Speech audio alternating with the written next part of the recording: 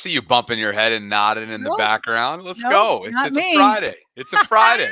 That's right. No, I'm fired up. Okay, it's Well, a barn burner here today. Let's go. and you're about to give us the definition of all that and more coming up. Welcome in on a Friday, May 17th. It is second round of the PGA Championship, which I'm watching in the background right now. Matter of fact, this needs to be muted. You've been tweeting about that all morning, you and your golf. Oh, we'll get to that as our final quick hit, so we can talk a little bit of golf because it's been a historic day. Let's just call it that in the world of golf, but in an unusual one, I'll throw that in there as well. But more important things in terms of Ravens coverage we have for you with this Ravens Lunch Hour live stream. It is brought to you by one of our good friends and this month's small business Patreon title sponsor, Sharu Hashmi, who never misses an episode. Appreciate you, Sharu, for all of your support on the back end for us. So Jason Kelce and Travis Kelce, brothers who co-host the New Heights podcast, talked a little bit about the Lamar Jackson versus Patrick Mahomes matchup that we've watched unfold in recent years and that will have a chance, along with the entire NFL world, on opening night, September 5th. So we'll have some clips that you compiled from that. We'll also take a look at one former NFL player who says that the NFL did the Ravens, quote, dirty with the schedule release in the fact that they play 3 games in 10 days. But does all of that kind of level and balance out based on some of the things that we discussed this week related to the rest, the unorthodox, unusual natures of the Ravens schedule? We'll also take a look at some player workouts that have surfaced. Mark Andrews has emerged from, he's been pretty quiet offseason on social media for Mark. Nice to see Mark him. doesn't like the spotlight. He's not No, like he doesn't. that. Not like that whatsoever. Zay likes the spotlight a little bit. And we'll have some from his as well. So anyway. Oh, don't forget the dig from the Bengals and their schedule release. We're going to be getting to that. Of course, the Bengals. I know you're not going to let anybody forget about that. So, and I'll be watching that for the first time. So look forward to having some raw reaction to that. But first, please enlighten us on what the definition is of barn burner. Well, I'll play the quote first and then we'll get into that. But I just came upon the New Heights podcast, which the brothers Travis and Jason Kelce do together. And it was an episode where they had actually only had they had just gotten their reactions from the schedule release. So they knew that they were going to be opened up against the Ravens and the Bengals in week 2. And so I'll get to like his reaction a little bit on like, drawing the Ravens early, what he's expecting from them, all of that. But in the middle of them talking about the Ravens, Jason, who just retired from the Phillies, apparently, according to me, who just from Philadelphia Eagles, he just retired, and he's kind of like getting his brother's reaction to the Ravens, and he said, "Do you feel like the Raven or the NFL is pushing kind of like Mahomes Lamar, right? This kind of rivalry." So I want to kind of get into what his reaction was to that.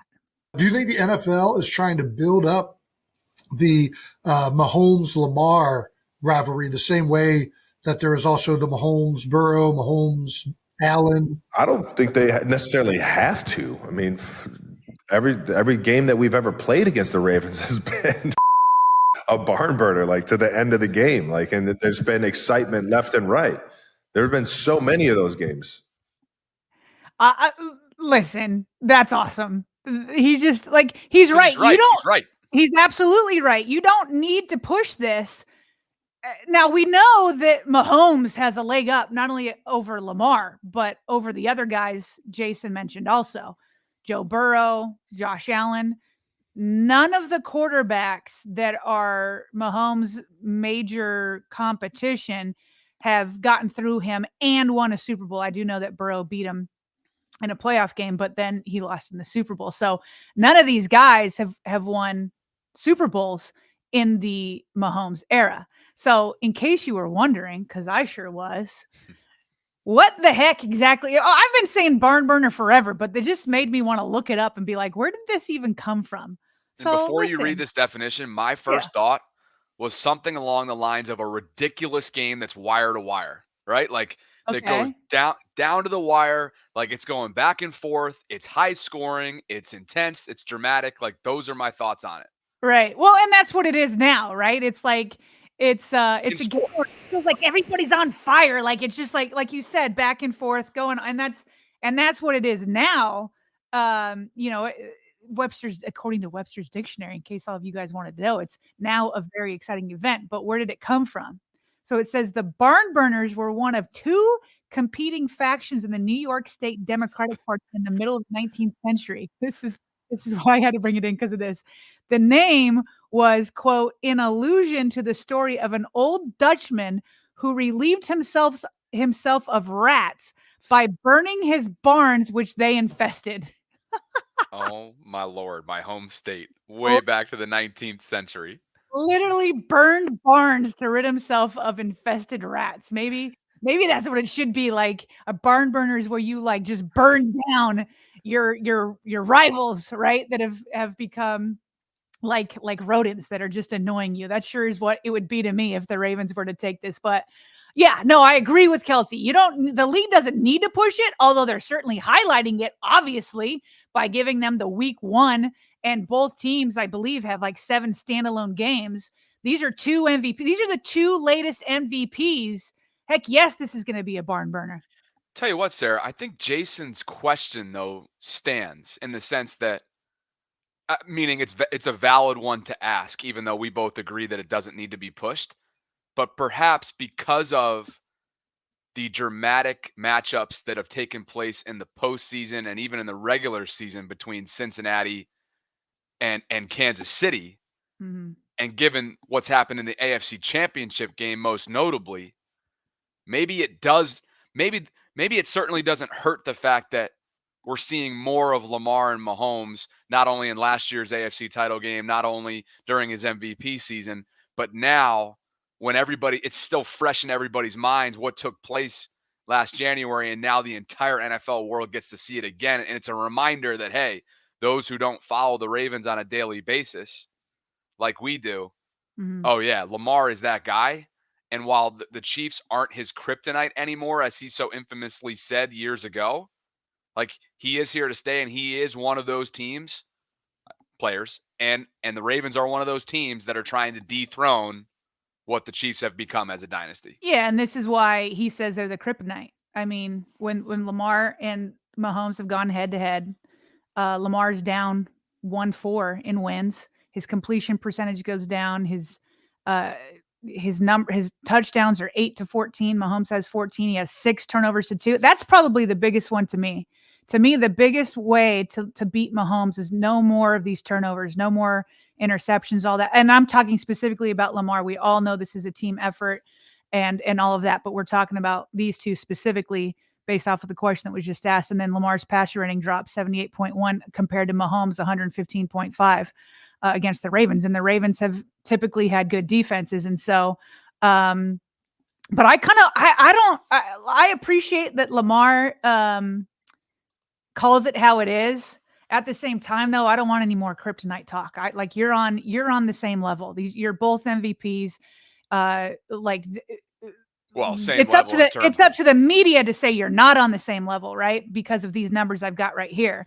But in terms of like in-house and the way his mentality should be, I want it to be like, no, I'm right there too, because I'm getting my Super Bowls and I know I can beat them, kind of a thing. That's how I would prefer the Ravens mentality be. Same level in terms of like, we can beat you on any given day, but we haven't gotten to where you've gone yet. And that's what we're striving for. Right, which is why I'm saying that's the media talking point. And it's true. And I appreciate that Lamar's calling it how it is, but I want the mentality to be like, no, that's like kryptonite. Superman never gets over kryptonite. You know what I mean? Yeah. And so like, to me, it's like, no. Let's not look at them as kryptonite. They've gotten us, and they've gotten us a lot. They have our number, but it doesn't have to stay that way forever. Yeah. Just so you know, from a career standpoint, Lamar on average is a 64.5 completion percentage passer. So it shows you how much that's down. We know how much he wins, has not won a lot in these matchups. The total yards per game significantly down compared to Mahomes. But then the one that sticks out like a sore thumb, like you said, is the turnovers. And that really is in these tightly contested games. That's a lot of times going to be the difference. Who's going to protect the football. And so anyway, interesting stuff there from the Kelce brothers, because I do think that if you were to look at it from like a national perspective, people would tell you maybe prior to last year's AFC Championship game, I wonder how many NFL fans would be like, "Oh, Burrow and Mahomes, that's the matchup that I want to see." But now the tide's turning a little bit because of what we'll watch on September 5th and because of how dramatic last year's AFC title game they'll was. get that matchup the next week. You know what I mean? So I That's mean, true. they're They'll still get going it to have back it, to back. and I'm pretty sure that one's prime time too. So we're going to get it back to back weeks. And I will say, in part, it's the same thing happened to Burrow that happened to Lamar. When Lamar was injured, people forgot about him. And I think to a certain degree, when you're saying the tide is turning, well, what's it going to be when both Lamar and Burrow play all 17 games? You know, then it's like, then we'll see who's really rising head, because it feels like it's been a minute since they've both played all 17 games at the same time. Definitely. And I'll also say this in terms of like whether or not the NFL's pushing it. I don't know that they're pushing it to the like what Kelce's saying, but they're certainly highlighting it. And I felt like for a long time last year, and I know Lamar says he doesn't care about MVP, and I know the Ravens fans say that. I do. I want him to keep getting MVPs. I think it helps to be on a Hall of Fame arc. Now, that doesn't mean I care more about it than having a Super Bowl. Obviously, if I had a choice, I would take Super Bowl MVP over regular season MVP, but I want both. I'm going to be greedy about it. But I will say that with Lamar having 7 standalone games, I don't think people will be able to forget about him the way there was like this lull last year, because he kind of made the push at the end. And by putting all these guys on primetime TV, you're not going to be able to forget about any of them. The media is going to know how they're all doing, because we're going to be watching them a ton. Now, then, just to move on, Travis and Jason went on to kind of like talk about the offseason moves the Ravens have done. And then they got to talking about Derrick Henry and what that's going to mean back there. Derrick Henry. So now the running game that was already amongst the best in the league just got the best in the league again. They got thunder and they got lightning. They got Derrick Henry coming downhill, and they got probably the shiftiest. Lamar is ridiculous. He's breaking dudes off left and right. It's absurd to watch. Dude, when we saw him in the AFC, bro, he wasn't a thin dude like he was at Louisville in his first couple of years. He bulked up. Oh, really? He's breaking arm tackles. Let's put some weight on him. Nice. For damn sure. I mean, he broke an arm tackle, one of the biggest arms on our team. John Cena, Leo Chanel broke his arm tackle and threw a deep touchdown pass to Zay Flowers in the first quarter. And of course, Lamar is one of the most motivated guys in the league, one of the most dangerous quarterbacks to play this game. So, you think he got the memo, Bobby? I think so. That Lamar's lost weight again. Well, that's the first thing I thought. Yeah. Like he made that observation in the AFC title game. Well, watch when he gets a couple miles per hour back in his step, Travis. And by the way, he may have broken that tackle, but he also got cut from behind. And sure. I think he can do both. He can be elusive in the backfield and then run away from people, maybe with going back down to his former weight. By the way, Chanel, who Travis singles out there, is a linebacker for Kansas City who was drafted as a 3rd rounder back in 22, 6'3", 250, and an athletic freak. So how often have we seen, these ridiculously athletic not outside linebackers, but inside backers that are in that second level, and when Lamar gets to him, he just makes them look as if they're not one of one. like every single NFL linebacker is, and it's like, but that's what he does. He's on another level. But to Jason's earlier point, because he didn't realize Lamar put on weight, and then Travis didn't realize that the weight has come back off. So we're going back to Jason's original point, which is, and I do wonder this. I'm hoping somebody asks Lamar this. Maybe it's completely independent, but he said you've got thunder and lightning with Henry and Lamar back there. And that's the way it's going to be again. Like and I do wonder, all the factors that went into Lamar losing weight again. Perhaps it's just, hey, I didn't feel great at the other one. And it's only that, or it's that. And hey, I've got Derrick now. He's going to go take a beating and I'm going to be able to play off of him like thunder and lightning that Jason's saying. Well, how about having a multi lightning strike when Keaton gets back? right? Yeah. It's going to be a dual lightning strike. Yeah. There's going to be multiple bolts to it. Yeah. It's gonna be fun. Or no, thunderbolt, lightning strike. So multiple strikes, right? Okay, I like where you're headed there. Thunderbolt, lightning strike. So it's going to be a dual multi-strike type of attack with There we Keaton go. and There we Lamar. go. There you have it. So that was more the middle of their podcast, but they kind of opened up to get Kelce's reaction to playing the Ravens week 1. And he knows where the Ravens mindset's going to be. He knows how this ended. They're going to kick off the season Thursday night against the Baltimore Ravens. Yeah, In a rematch of the AFC title game. Yeah, we got the Ravens, baby. And I mean, I love a good powerhouse matchup to start off the season. I think it gets everybody excited for football, and sure enough, they're going to see some of the best football being played. So I'm definitely geared up for that, and I know the Ravens would be fired up to play us. That's for damn sure. I've been there before. I think they're going to want to come out and show out, and we're going to want to start the season off on a great note. And what better way to do it against one of the best teams in the league? He knows they're going to be fired up, Bobby. He's like, I've been there before. That's for dang sure. They fully anticipate we all know that Ravens can't complete a revenge without a playoff win over the Chiefs, but they're not happy, as Tony Jefferson told us. Like they're looking forward to this. They want to get the beginning, start the journey of getting that bad taste out of their mouth. And Kelce knows it. I'm fascinated with Travis Kelce as a case study, because all of Baltimore either wanted or still wants his head. Yes. Because of what took place pregame with Justin Tucker, because of his personality, because of how loud and boisterous he is, how arrogant and cocky he is, a lot of which can be backed up because he's a Hall of Famer and one of, if not the top tight ends that's ever played the game. I think what you've seen with him and Jason now being in the media and setting themselves up for their post-career, which gosh knows they've made plenty of money as it is in the NFL, but they're going to be, Jason's obviously going to be full-time in media now. Unfortunately, he just took Robert Griffin III spot, as we covered earlier in the week, on the ESPN Monday Night Countdown for Monday Night Football at the desk pregame. But Travis, to me, is actually like the way that he's speaking of the Ravens. I think he does a good job of kind of like taking off that hat, that bad boy hat during the game when he gets in front of the mic. He's actually very likable when he's in front of the mic, but he's the guy that you love to hate when he does stuff like flex his muscles and just ridiculously show up. It was actually kind of showing up Justin Tucker. That's what it was.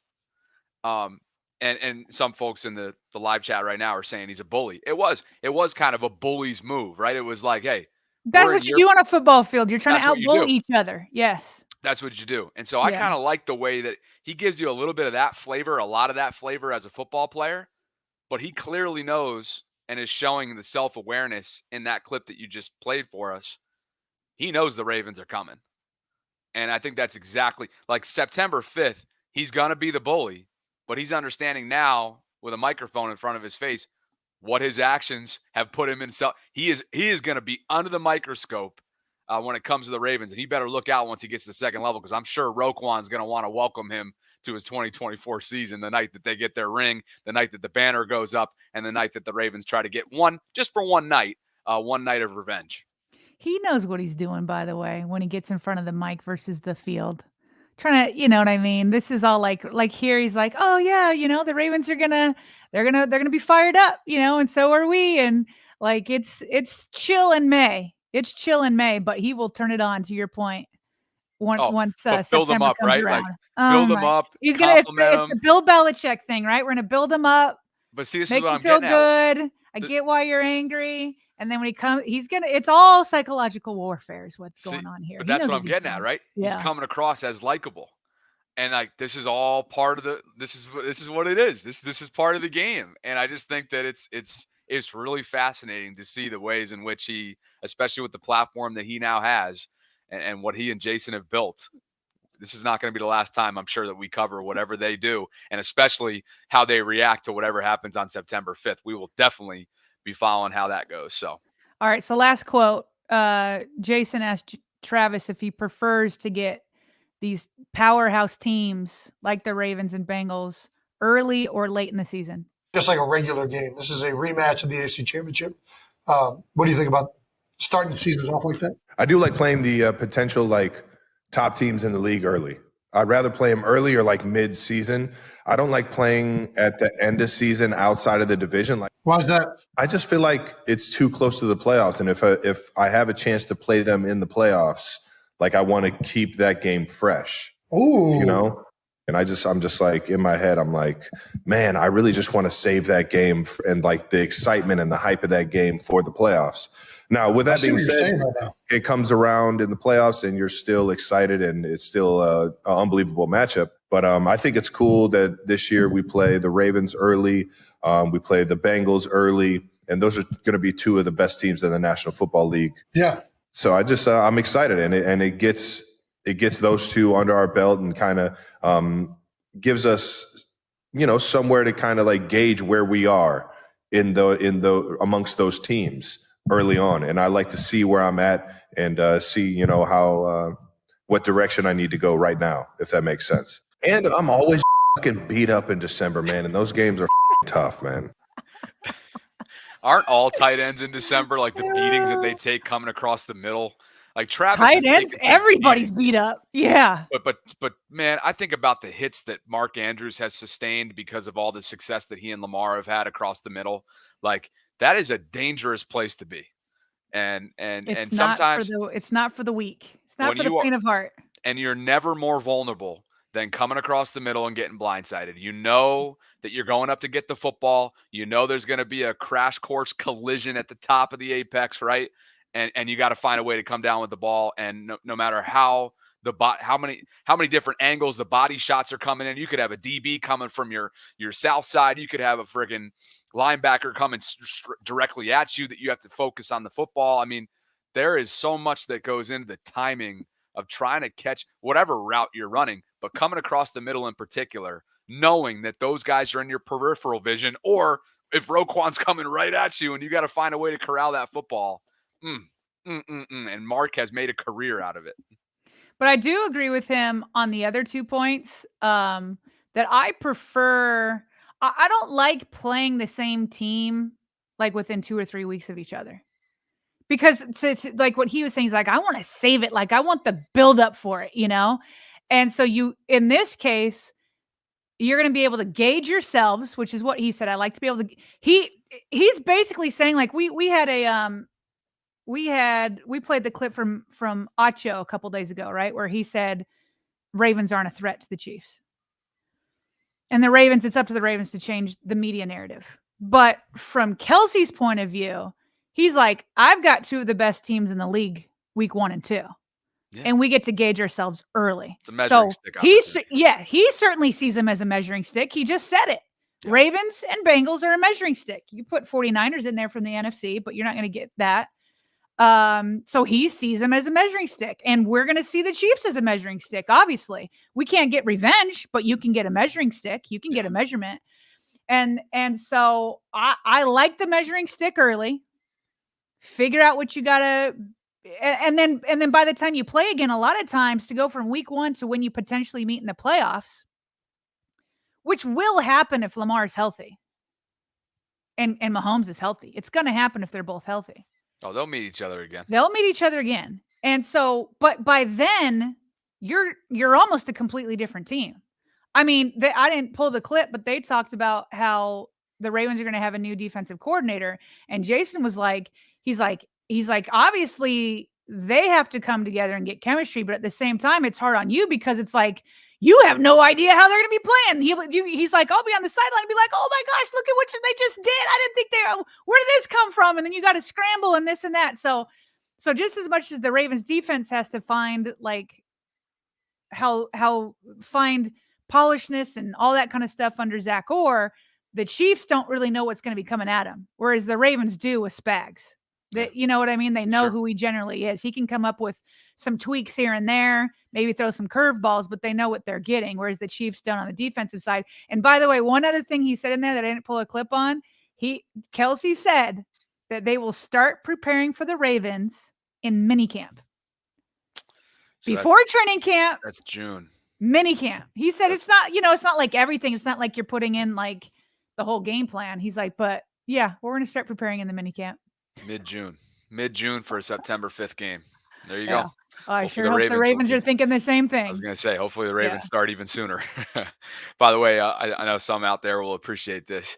I was stopped at the gym yesterday by a subscriber of ours. Shout out Osei. He's been following us for a long time.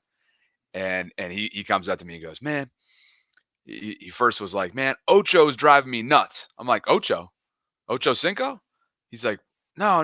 The guy that you and Sarah built the episode around earlier in the week. I said, oh, Acho. He goes, yeah, Acho. He's cursing out Acho. I thought it was hilarious. He's all fired up. He's coming up to me at the gym. I couldn't even get in the front door. And he's like, man, Acho, I want that guy's head, man. Oh, it's funny.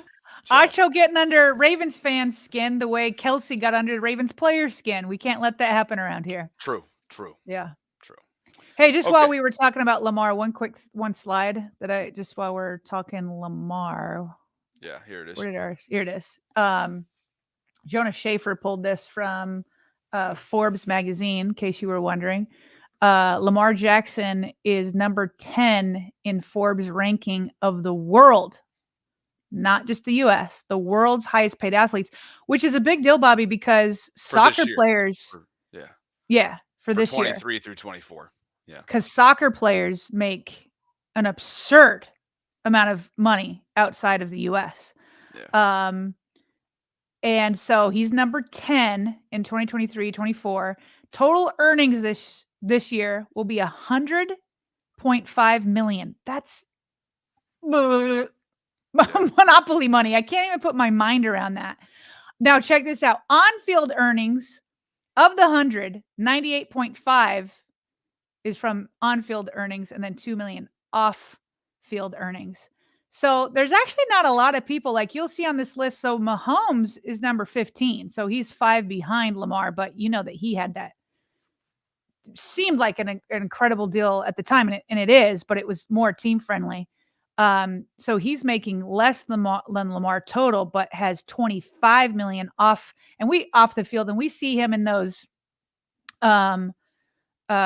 commercials, the insurance commercials, Allstate, all the time. And I still am waiting. I could have sworn, I remember Lamar one time saying he didn't want some of these like clothing, big brand clothing deals because he had his own clothing line. And he's like, I want to do it. So I just wonder how much of this is like Lamar doesn't get offered it, or how much Lamar has been like, nah, I'm doing my own thing. I need somebody to ask that question. I'd have to think it's the latter. Yeah. I'd have to think that he's passing a lot of these types of gigs up based on the personality that he has. And, and then to your point, movable.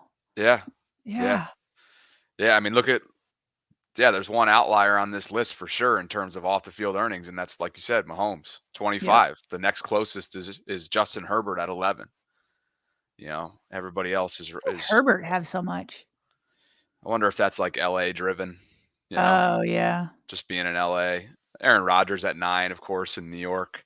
And then just being Aaron, he could be anywhere and have those types of those endorsements. But Deshaun Watson's at 1. Chris Jones for the Chiefs is at 1 mil. Burrow's at 4.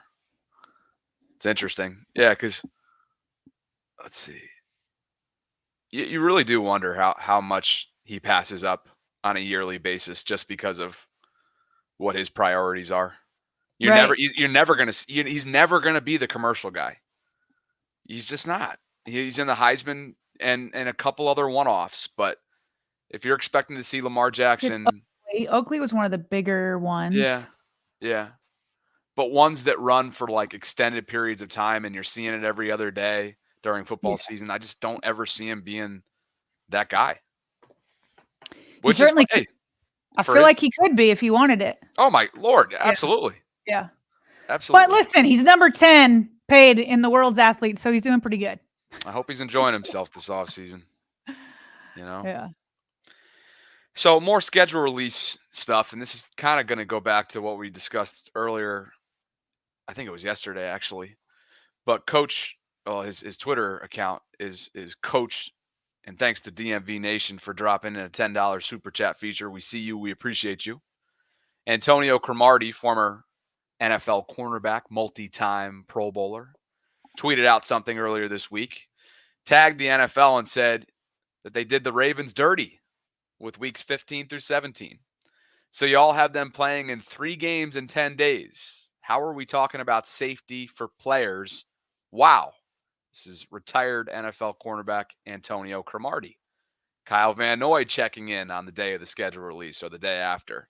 I'm still shocked that NFL teams are scheduling 3 games in 10 days. Like what? With a gif of a guy that's just in disbelief. Kyle Hamilton checking in. We covered this. 3 games in 10 days. Let's get to it. Then you got your Popeyes employees slumped over on a bench as if to say, I'm going to be exhausted. This is going to be a brawl.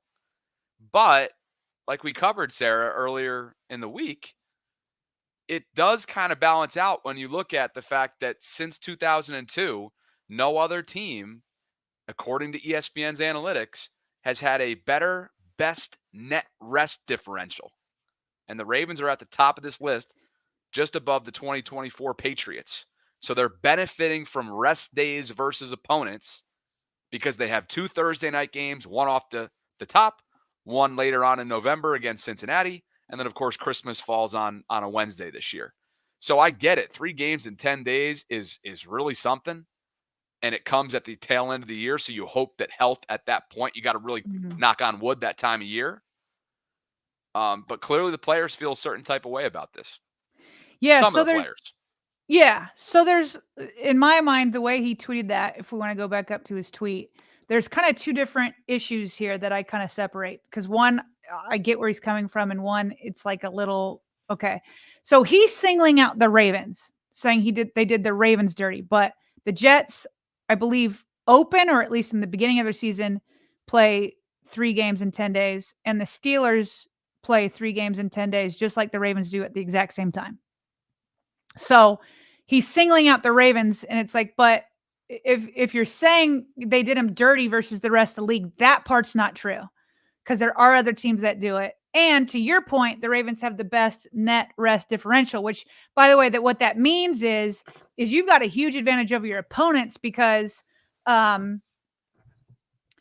you've got more rest going into the game versus your opponent's rest coming into the game. That's what the net differential is, the rest differential is. And so for example, when you're coming in against the Chiefs, both of you on Thursday, you're both coming up from the same amount of rest from the offseason. I guess the Chiefs a little bit less rest because they got to go to the Super Bowl, but you get my point here. And so they've got the same rest, so it's even. But then coming out of that, both the Chiefs and the Ravens will have an advantage over everybody else that played over their opponents because they played on Sunday, right? And that happens over and over and over again in the Ravens schedule because it is so wonky with Saturday games, Wednesday games, Thursday games, and all of that. So the Ravens actually have an advantage. So they have not been done dirty by the NFL this season in terms of their schedule. Now, separated from that, and he's saying, how are we talking about safety for players? Now there, he has a point. Because we just got done listening to Travis Kelce saying he's glad he's not getting the Ravens at the end of the season because he's so beat up by then. So not only do they have these 3 games in 10 days, but they're doing it at the end of the season when they're already beat up. If you had to have it, boy, you'd want it up in the front, right? Right. So there's like a point that, like, are we really worried about safety? But I just don't think that the Ravens got done dirty because of their rest differential. Yeah, I don't think so either. I think it all balances out. But to Antonio's point and what you just hit on, yeah, the amount of the amount of sheer recovery that's needed between games, treatment wise, right? Cold tub wise, like hot tub, stretching, rehab, like. There's so much that goes into just recovery for the first 48 hours after a game. Yeah. Until you're back into the building and then it's time to game plan the next week. So that's tough. I mean, It is that's tough. real tough. And I mean, we get injury reports all the time. I mean, you technically could put all 53 guys on there. Everybody's dealing with like some sort of bumps and bruises. Everybody's got treatment. Everybody's sore, this and that. But it's like more like an injury that makes it on there where there's like I don't know, it's like it's something more than being sore and something more than all of that. So I'm sure for a guy like Kyle Van Noy, it's like, dang man, for real? Like I'm heading into I'm like I have car collisions. The equivalent of a car collision on the field multiple times. And having 6 days in between is barely enough to get my body right again. And now I got to do 3 in 10 days. It's going to be brutal. And by the way, those 3 games specifically for the Ravens, it's the Steelers are in there. It's the Giants, then the Steelers, then the Texans, then the Texans. Yeah. Yeah. Giants, Steelers, Texans. And Steelers, Ravens, it doesn't get more violent. And that's no game in the NFL. No game in the NFL gets more violent. And that's in the middle of it. Yes. That's in the chunk. Yeah. That's right in the chunk of that 10-day stretch. So yeah, Kyle as a veteran on the other side of 30, tail end of his career, you would think, even though he's coming off a career season. Yeah, can't be pleased with that. Kyle Hamilton just getting his career started, doesn't matter. Probably not pleased with that. So that'll be, again, I've had that stretch of games, Sarah, circled since the night of the schedule. I know you have as well, because divisions can be won and lost right around then, depending on, well, we're all going to assume that the AFC North is not going to be decided until the tail end, but that could be a huge deciding factor, that little stretch right there. So since he's up to no good. Well, do we want to play the long version or just the short version? So Gianna Hahn from Baltimore Banner went out and compiled what every team did specifically for the Ravens when they announced their schedule. I think there was one that she left off because it was like, what am I supposed to do with this? Anyway, they're all like pretty fun. I'll just do the one from Bengals unless you want to do the whole thing. Yeah. So I'm indifferent on it. Yeah. Okay. Yeah, I'll just do the one. So there's lots of fun stuff in there. Some of it is like without the context, it's kind of confusing because it's like, what's going on? Like if somebody came over and just pulled out the Ravens announcing one of their games with Stavi in the middle of it, like without the context, it wouldn't have made sense, right? So some of these don't even make sense. So that's why I'll just do the Bengals. So the Bengals, man, I don't understand them. It's like not just their fans, because their fans are can be super. What's the word? All fans from other teams, all fan groups have just super annoying trolls, right? It feels like Bengals have been for another level because they're just recently coming into success, and for years they didn't, and so they're like overinflated and go a little too hard. But it's they're not making just up the for fans. lost time. Yeah, but remember when like the Bengals, was it when they were going to the Super Bowl and their mayor did a video and like it was just like, what are you doing? It's so disrespectful. You know what I mean? Like you're the mayor. The mayor, the mayor said something about the Chiefs, and then during the post-game press conference at the podium, Travis called him what? What did he call him? He called him what was the word that he called him? It was hilarious. Hold on, I got to do this real quick. Somebody in the live chat help out here. He called him. Travis Kelce got up and called him a jabroni. That's what it was. He called the mayor a jabroni because of the video, like the trolling leading into the game that they played, and it was hilarious. It was like on the podium with Jim Nantz, I think it was. And he goes, and by the way, in his big, loud, boisterous voice, he's just like, oh, and by the way, that don't say anything about our team again, you jabroni. Oh. Hilarious. Yeah. So anyway, it just always, there's just stuff that always comes out from Cincy that's just like, okay. But anyway, so their schedule release, I'll just let it speak for itself of what they did with the Ravens. Looking right around Huntley, he reaches, that ball's out this line. The Cincinnati Kid. All right, let me play it again. Looking right around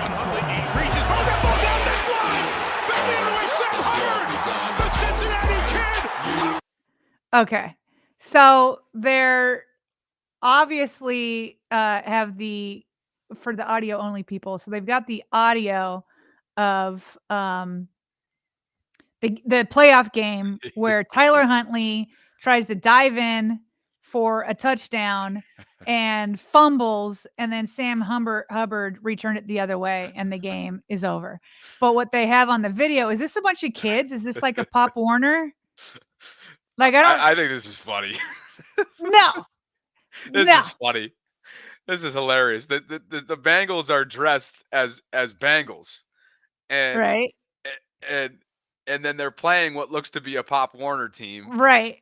and But Tyler like when you Huntley say they're dressed as Bengals, like literally in a costume, in like costume. a mascot costume of a Bengal. Yes, this is hilarious. I'm seeing this for the first time It's right now. for sure hilarious, but it's obviously a dig. Of course it is. And Bobby, of course they couldn't use something from last year. No, it had to be the They one had to that's go been back talked to when about. they could use something from last year because their top quarterback was knocked out. So they go back to a year where our top quarterback was knocked out. And they had to find a play where it was against the backup. So Look at it's these for kids. sure funny. Look at the kids But simulating Huntley. But let me tell you this. If we have a certain somebody on our weekly show, Yeah, I am going to be playing this before the Bengals game. classic. And I'm going to want his reaction. Classic. Look at the kids simulating Tyler Huntley. They're calling the Ravens a Pop Warner team here, bro. He might be 5 feet tall. Oh, I got no problem with it. I think it's funny. I think it's funny. Okay, But hold on to that. But like you said. exactly. You get my point, though, right? Hold on to it. It's funny. It's hilarious. But of course, it's bulletin board material, and they use their schedule release to have bulletin board material. And I think we should remember it.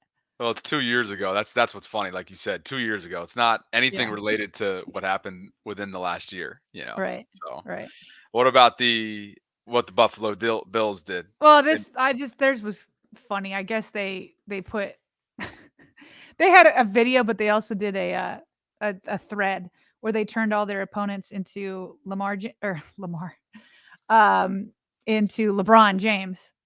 So I don't know. They seem to have taken some classic photos and then put their opponents on it. I don't know the background to this, but they got LeBron in Ravens gear.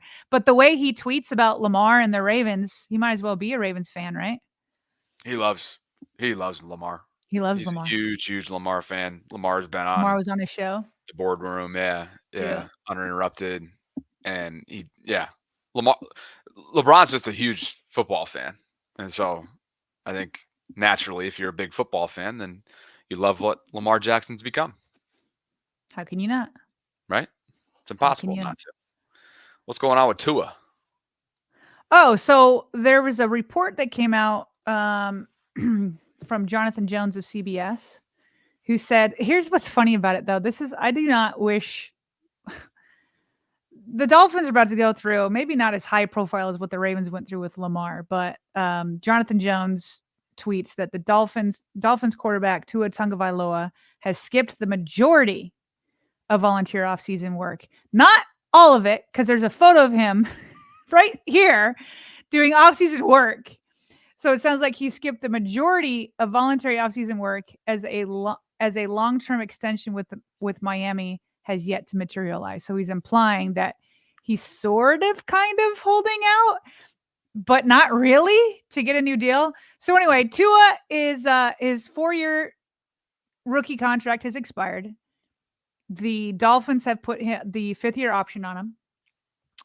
And that's where they're at. And I know they're negotiating for a long-term deal. And here's the thing. Tua is going to get paid, whether it's from the Dolphins or elsewhere. And he's going to get paid because he's probably a top, I don't know, where is he? Top 10 quarterback, maybe around there, give or take some spots. And starting quarterbacks are going for about $50 million a year. Yeah. So that's what he's going to get paid, unless he ends up playing on the 5th-year option and maybe gets injured or something like that. Maybe that could deter it. But I just feel for the Dolphins and Tua and all this, because we just went through this. And the man is not holding out.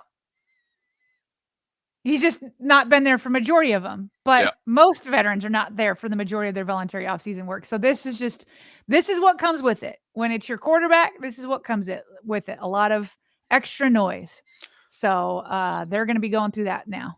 Similar is going down right now between Pittsburgh and Cam Hayward. I saw that he was sitting out some OTAs. So I'm sure that's just trying to gain any kind of contractual leverage for him as well. But he's been as we all know, he has been a game wrecker, not just when the Ravens play him, but any team in the NFL. He's a big part of their Pittsburgh defense. Speaking of some workouts. Yeah, for sure. I think that's perfect because as we mentioned earlier on in the stream, it's been pretty quiet offseason from Ravens tight end Mark Andrews, but I want to play the sound on this one because I want you to listen to the noises that he makes while he's running these routes, probably out in Arizona. I think that's where he spends his offseason. So just listen to 89 getting some work in a random field.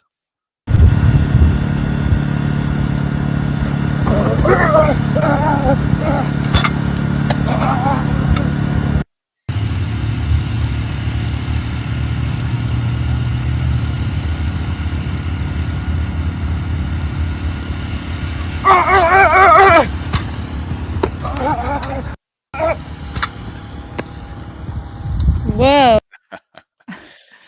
Shirtless, but with the helmet on. Oh, yeah. Yeah, it looks like he's out in Arizona.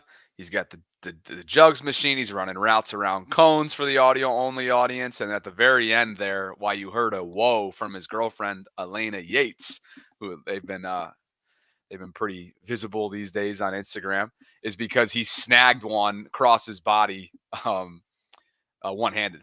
So Mark's looking good. Great to see him back out there and hopefully a full healthy offseason rather than just rushing it back for the playoff run last year will do him well so that he can come back 110%. So it's funny because you grabbed Mark and that one-hander was sweet. I mean, it was way behind him and he just plucked it like it was no problem. Yeah. He made it look so easy. I almost missed it. But it's funny because you pulled it and brought in the sound. I did the same thing with Zay because Zay posted 3 different workout videos. I just grabbed 2. There is nobody that I enjoy watching play against air better than Zay Flowers because the way he cuts and moves is absolutely jaw-dropping. And so anyway, so I left the sound in here too because he's got similar kind of, grunts and all that, which just lets you know they are going all out for every single drill. Like there's no half-hearted drills here. They're going all the way. Yeah. Yeah.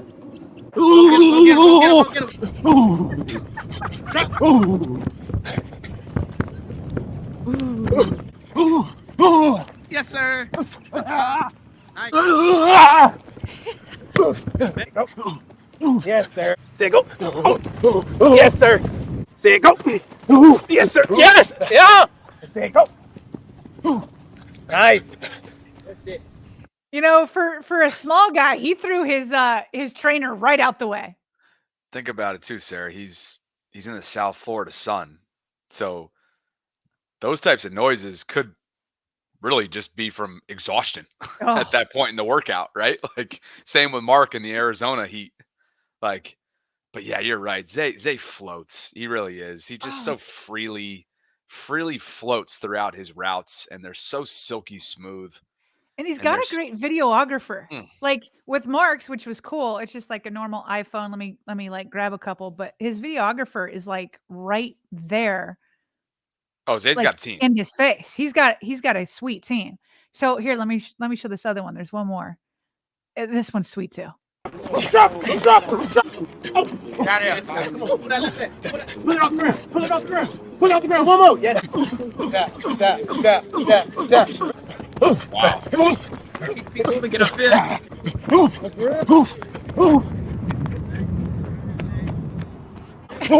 Cameraman couldn't keep up on that one. That look good. Now finish that. How can you keep up with any of them?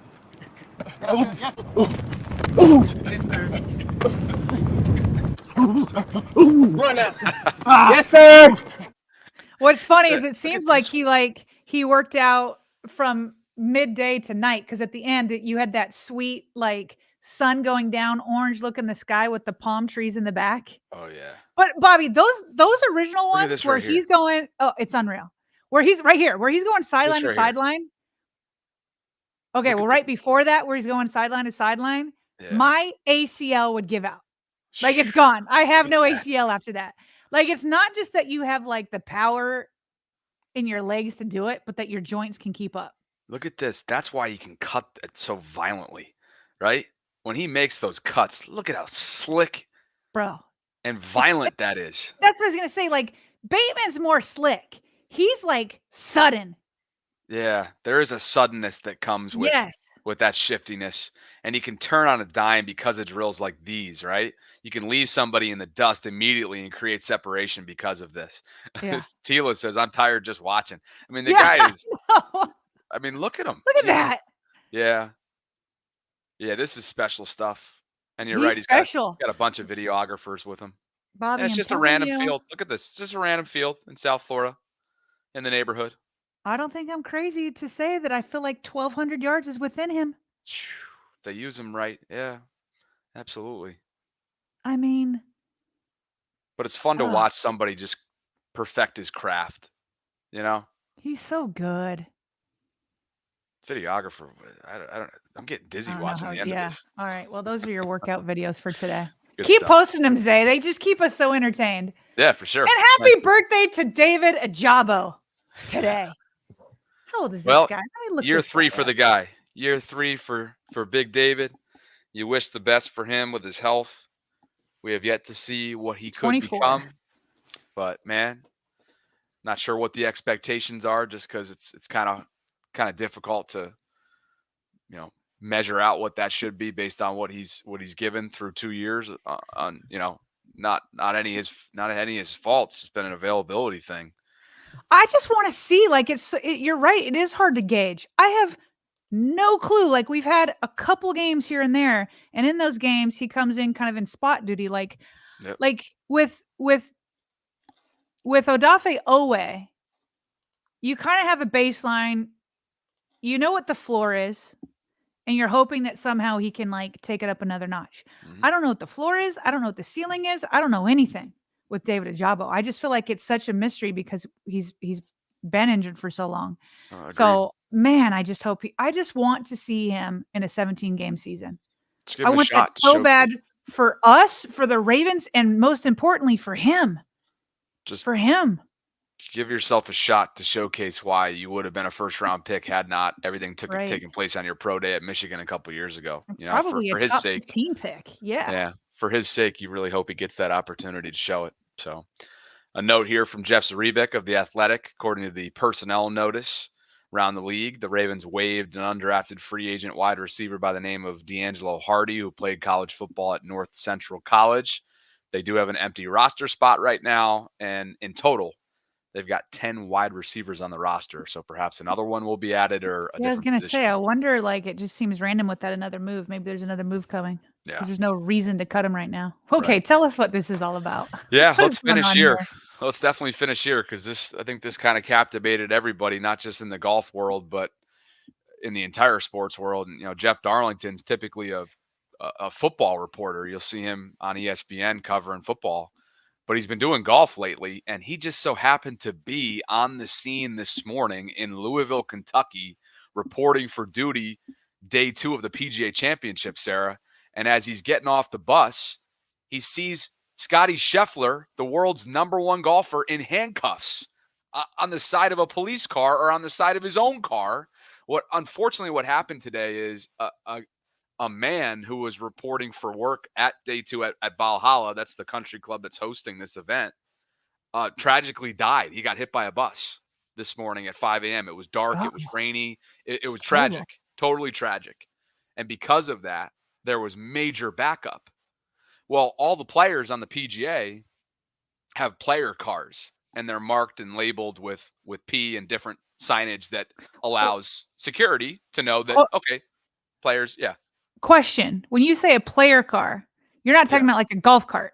No. It's like a regular car that's for a player. Okay. All right. Yep. Proceed. Sorry to interrupt. Range Rovers, rental vehicles, right? Not Okay. golf carts, but some players before Scotty arrived literally walked a mile and a half because they couldn't get to the entrance of the golf course, and then they Okay. were picked up by golf carts. So that shows you just how brutal it was. It was rainy, it was dark, it was tragic, obviously, and there was everybody in Kentucky trying to get to this tournament. And so here's Scotty. Scotty was booked this morning, and right now he's on the golf course. And He's for playing. somebody out there that may not keep up with golf, of course I would know, right? Like, how Yeah. good is Scotty? Scotty is. Put it in football terms for me. Equivalent player in the NFL. Well, how about this? You don't need to know golf to know this.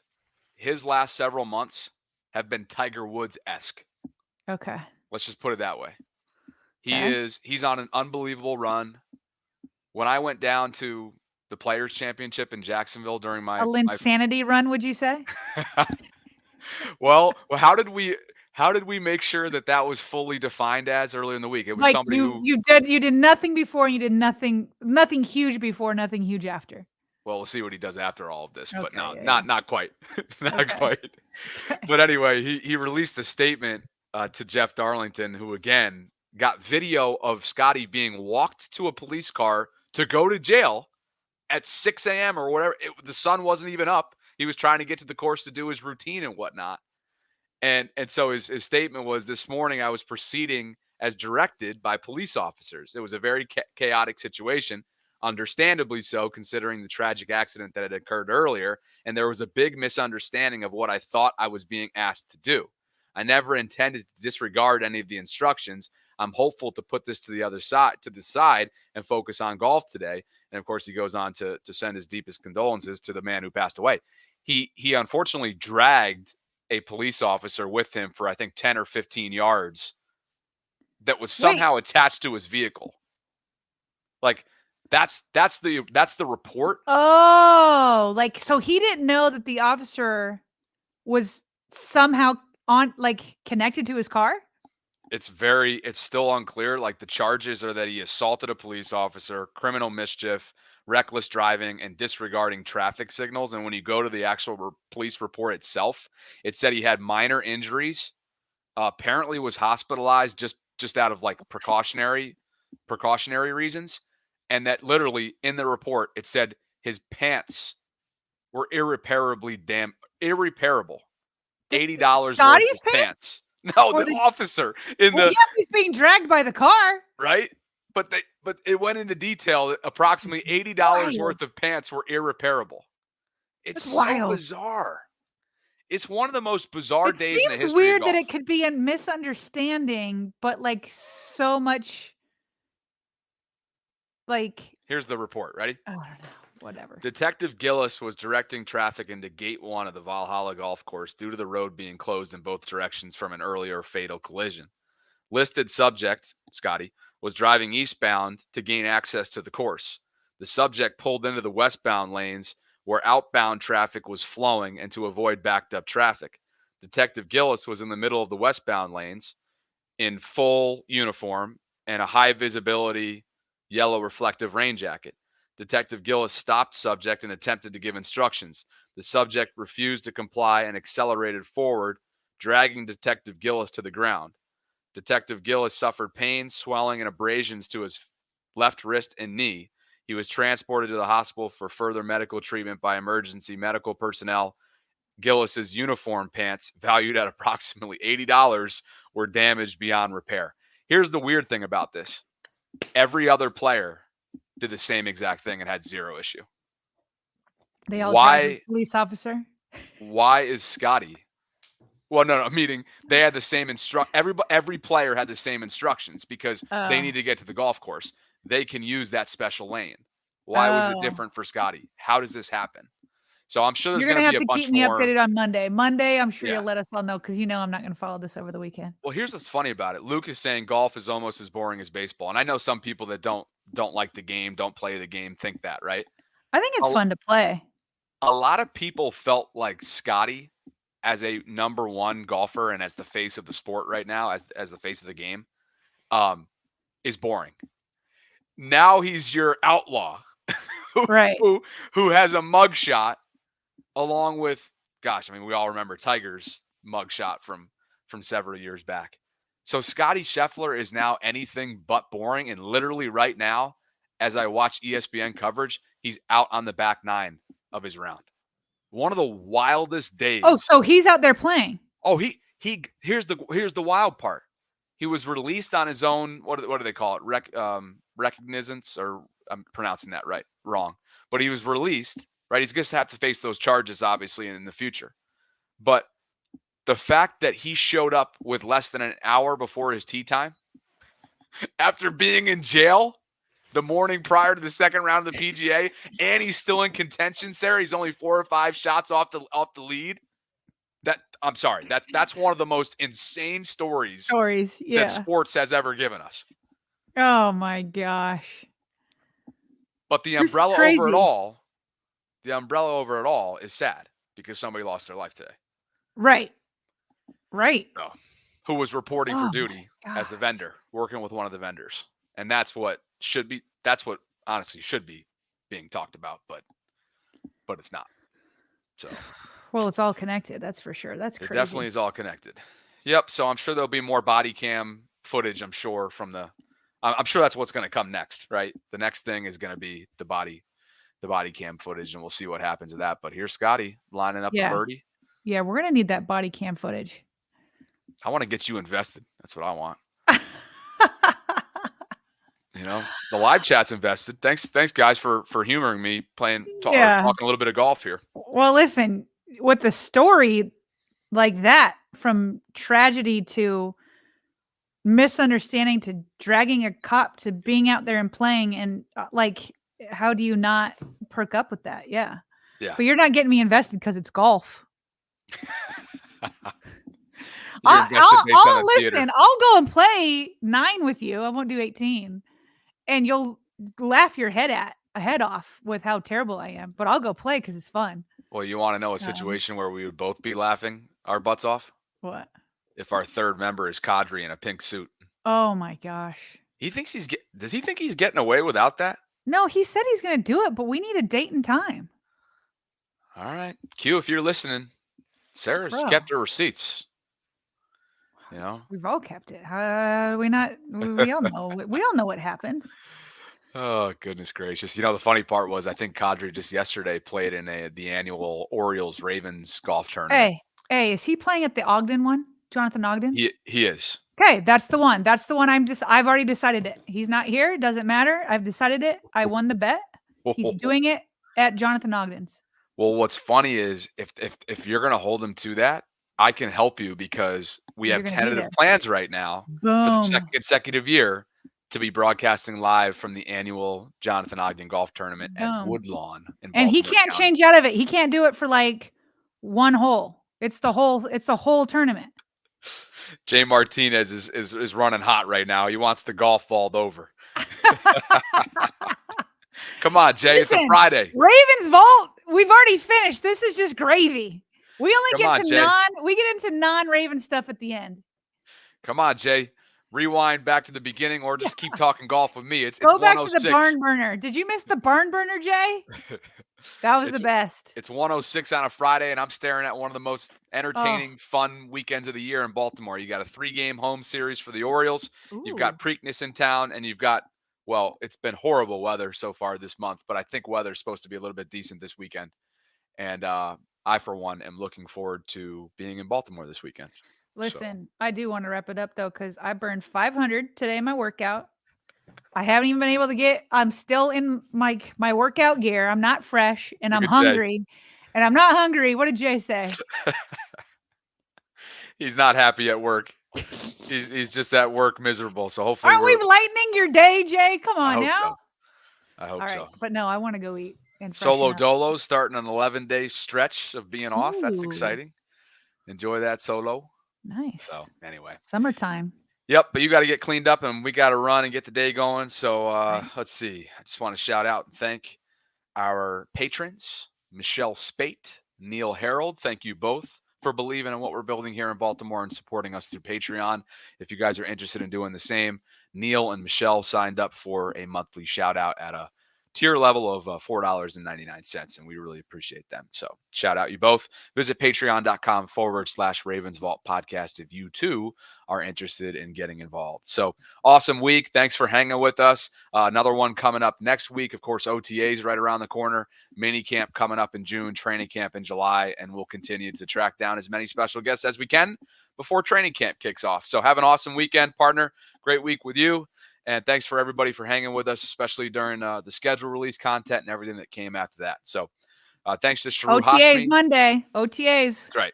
They Yep. start Monday. Open to the media on Wednesday, but they start reporting on Monday. Perfect. So we'll have all kinds of OTA content to dive into next week. So with that, hit us up at email, BaltimoreRavensVault@gmail.com if you want to get together and talk about whatnot.